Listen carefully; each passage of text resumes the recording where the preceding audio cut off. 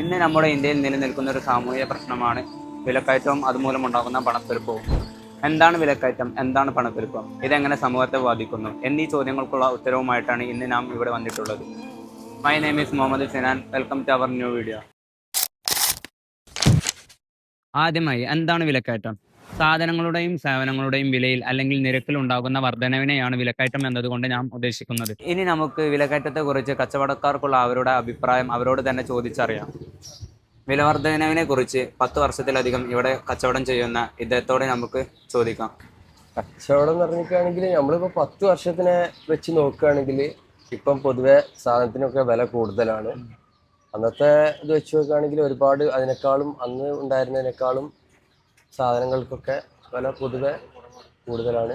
പിന്നെ വ്യാപാരപരമായിട്ട് നോക്കുമ്പോൾ മറ്റ് 10 വർഷത്തിന് ശേഷം ഇങ്ങോട്ട് നോക്കുമ്പോൾ പിന്നെ പൊതുവെ ചെറുകിട കച്ചവടക്കാർക്ക് പ്രയാസമാണ്. ഞങ്ങളെ പോലത്തെ ആളുകൾ വളരെ പ്രയാസപ്പെട്ടുകൊണ്ടാണ് ഇപ്പം മുന്നോട്ട് പോകുന്നത്. പൊതുവെ പിന്നെ വ്യാപാരങ്ങളൊക്കെ ചെറുകിട വ്യാപാരങ്ങളൊക്കെ ഏറെക്കുറെ പിന്നെ കൂട്ടിക്കൊണ്ട ഒരവസ്ഥയിലാണ് ഇപ്പം മുന്നോട്ട് പോയിക്കൊണ്ടിരിക്കുന്നത്. ഇദ്ദേഹം പറയുന്നത് വിലക്കയറ്റം മൂലം ഇദ്ദേഹത്തെ പോലുള്ള ചെറുകിട കച്ചവടക്കാർ പല പ്രതിസന്ധികളും നേരിടുന്നു, അതുപോലെ തന്നെ കച്ചവടം നിർത്താൻ വരെ ഇത് കാരണമാകുന്നു എന്നതാണ്. വിലക്കയറ്റത്തെക്കുറിച്ച് 5 വർഷമായി ഇവിടെ കച്ചവടം ചെയ്യുന്ന ഇദ്ദേഹത്തോട് നമുക്ക് ചോദിച്ചറിയാം. വില വർധനവ് അന്നാന്ന് ഓരോ ദിവസം കൂടുന്തോറും വർധനവാണ് വരുന്നത്. ഈ വർധനവ് വരുമ്പോൾ ബിസിനസ്സും കുറയുന്നു. ഇപ്പം നമ്മൾ എന്തെങ്കിലും വാങ്ങിയാൽ 4 ദിവസം മുന്നേ 200 തന്നാണ്, ഇപ്പം എന്താ 240 അപ്പോൾ ഈ വർധനവ് GST പോലെ അറിയുന്നില്ല. നമ്മളത് പറഞ്ഞ് മനസ്സിലാക്കി കൊടുത്തിട്ട് ആരെങ്കിലും ഇപ്പം ഇന്ന് വെള്ളിയാഴ്ചയാണ്, ഇന്നിപ്പോൾ ആകെ കടയിൽ 2 ആളാക്കി വൈകുന്നേരം ആകുമ്പോൾ 600 റുപ്യ വാടക കൊടുക്കണം. അതിലൊരു എക്സ്ക്യൂസും ഇല്ല. ഈ തോതിലാണ് പോണത്. ഇപ്പൊ വന്ന GST ഉണ്ടല്ലോ, അതിനെ കുറിച്ച് GSTൻ്റെ വർധനവ് ഇപ്പം വരാനുള്ളതുകൊണ്ടാണ് കമ്പനിക്കാർ പഴയ ഓൾഡർ നിർത്തി വെക്കുന്നത്. പഴയതുപോലെ തീർത്തും വിൽക്കണം, കൊടുക്കാതെ വെക്കുകയാണ്. കാരണം പുതിയക്ക് മറിച്ചാന്നുള്ളത് ഇവിടെ ഒക്കെ ഇപ്പോൾ കട്ട് പീസാ സാധനമുള്ളത്.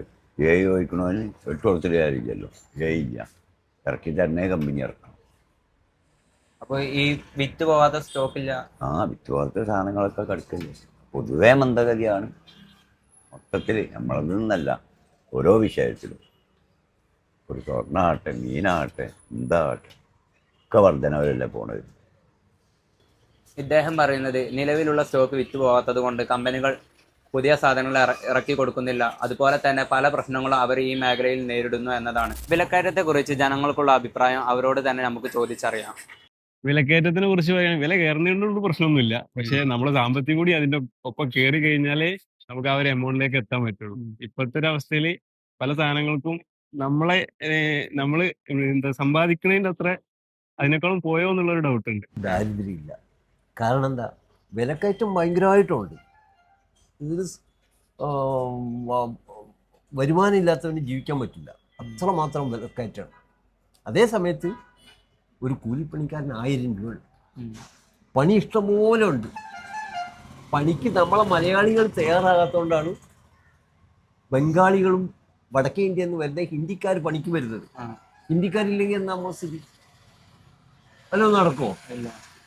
അപ്പം നമ്മൾ ആളുകൾ അധ്വാനിക്കാൻ തയ്യാറുണ്ടെങ്കിൽ സുഭിക്ഷമായി ജീവിക്കാം. അതിനുള്ള മാർഗം ഇവിടെ ഉണ്ട്. ഗൾഫ് ഒരുപാട് വരുമാന മാർഗങ്ങളുണ്ട്. ഭരണകൂടത്തിൻ്റെ കഴിവില്ലായ്മ കാരണം വിലക്കയറ്റും സാമ്പത്തിക മാന്യതയും എല്ലാ പ്രശ്നങ്ങളുമാണ്.